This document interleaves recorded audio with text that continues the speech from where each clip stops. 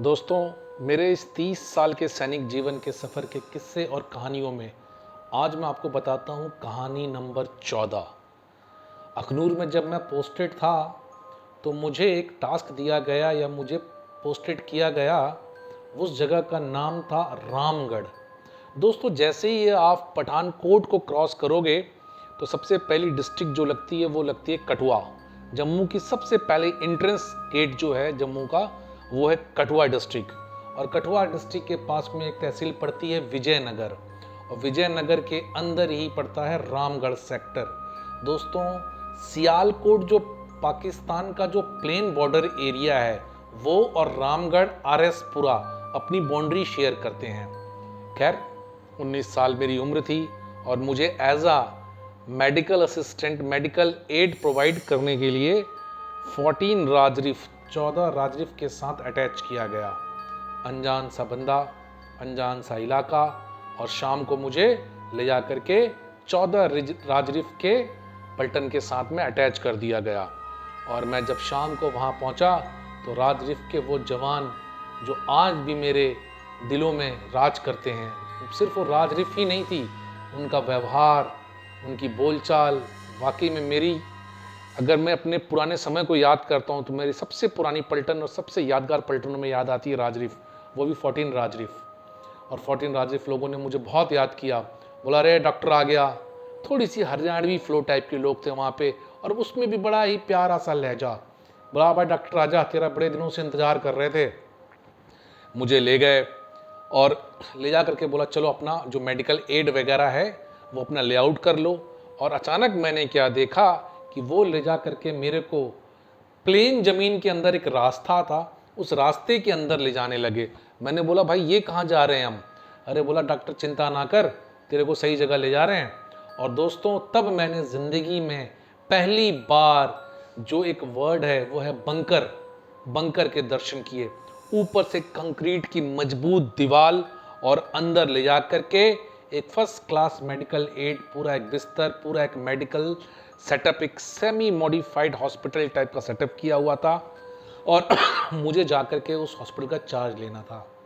जो उससे पहले जो मेडिकल थे वहाँ पे उनको छुट्टी जाना था, तो मैंने जाके उनको रिलीव किया, और रिलीव करके मैंने वहाँ का चार्ज टेक ओवर किया। और जब उन्होंने अपना चार्ज मुझे हैंड ओवर किया तो उन्होंने मुझे बोला, भाई पांडे, रात को सोते समय कान में रुई डाल के सोना। मैंने बोला, क्यों भाई, कोई खराटे वराटे मारता है क्या? बोला, वो रात को ही पता चलेगा, ये तुम्हारे लिए सरप्राइज है। खैर दोस्तों, बढ़िया सा हैंडिंग टेकिंग हो गया, उनको मैंने रिलीव कर दिया और वो चले गए। शाम का खाना वाना खा करके, और जनरेटर की लाइट की बैकअप थी, हम लोग सोने की तैयारी करने लगे और मैं भी सो गया। दोस्तों, आप यकीन मानिए, रात को 1:30 और 2 के बीच अचानक जो मोटरार और फायरिंग पाकिस्तान साइड से शुरू हुई कि कान फाड़ देने वाला फायर हुआ। मैं तो भैया हिल गया।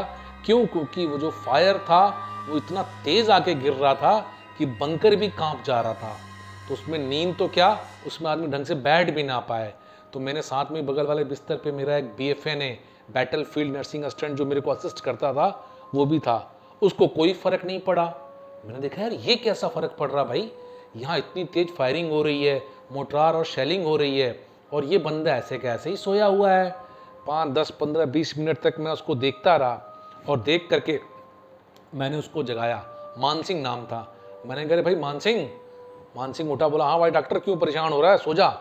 मैंने बोला, यार सो जा, कैसे सो जाऊँ, बाहर के हालात देख रहे हो, ये तो कान फटने वाली आवाज़ आ रही है। बोला, डॉक्टर साहब, ये तेरे आने की खुशी में पटाखे फोड़ रहे पाकिस्तानी। मैंने बोला, मेरे आने की खुशी में? मैंने कहा, मैंने ऐसा कौन सा काम कर दिया भाई कि मेरे आने की खुशी में पटाखे फोड़ रहे हैं? बोला, ये वेलकम करते हैं, और ये जो है, ये जो पटाखे जो फूट रहे हैं, ये हमारी दिनचर्या बन गई है, और रात हमारी दिन से शुरू होती है, और जैसे ही रात को 12-1 बज जाता है, ये एक प्रोसेस है, वहाँ से फालतू के मोटरार्स की सेलिंग और ब्रस्ट फायर आएंगे और ये गिरते रहेंगे। तो इसकी चिंता नहीं लेना है। इसके बारे में लोगों को और आसपास के गांव के रहने वाले लोगों को भी एहतियातन बता दिया जाता है। इसलिए ज़्यादातर उस प्लेन बॉर्डर इलाके के जो घर हैं वो लगभग बंकर के अंदर ही बने हुए हैं। मैं बोला भाई ये कौन सी ज़िंदगी है यार, अगर रात में बाय द वे कुछ प्रॉब्लम आ जाए, शौच जाना हो या लैटरिन या पेशाब जाना हो तो क्या करना है। बोला भाई डॉक्टर एक चीज़ जान ले, वो अपना रिस्क है, मैं ना जानूँ इस बात को। मैंने बोला यार भाई ये तो बता कि आगे करेंगे क्या। उसने बोला टेंशन लेने की ज़रूरत नहीं है, इंटरनली एक हमने छोटा सा टॉयलेट बनाया हुआ है, रात की कोई भी इमरजेंसी होगी वो यहाँ आप यूज़ कर सकते हो।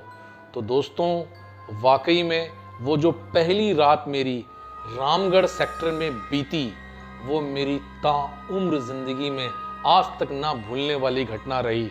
वो सेलिंग, वो मोटरार और वो धरती को कपा देने वाली फायरिंग।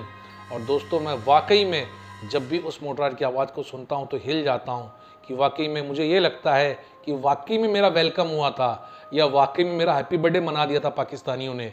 खैर दोस्तों दिनचर्या रही, कुछ दिन और गुजरे और आलम ये हुआ कि 15-20 दिन बाद मैं भी मान सिंह की तरह हैबिचुअल हो गया और मुझे भी कानों में रुई डालने की कोई ज़रूरत नहीं, क्योंकि वो एक दिनचर्या बन गई थी।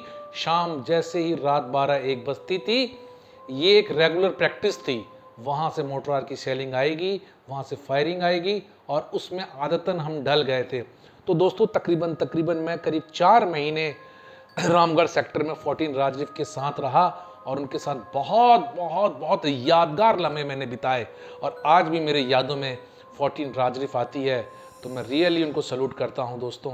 तो उम्मीद करता हूं मेरी ये कहानी 14 राजरीफ, रामगढ़ सेक्टर और मेरा बर्थडे वेलकम आप लोगों को अच्छा लगा होगा दोस्तों। इसी के साथ जय हिंद, जय भारत।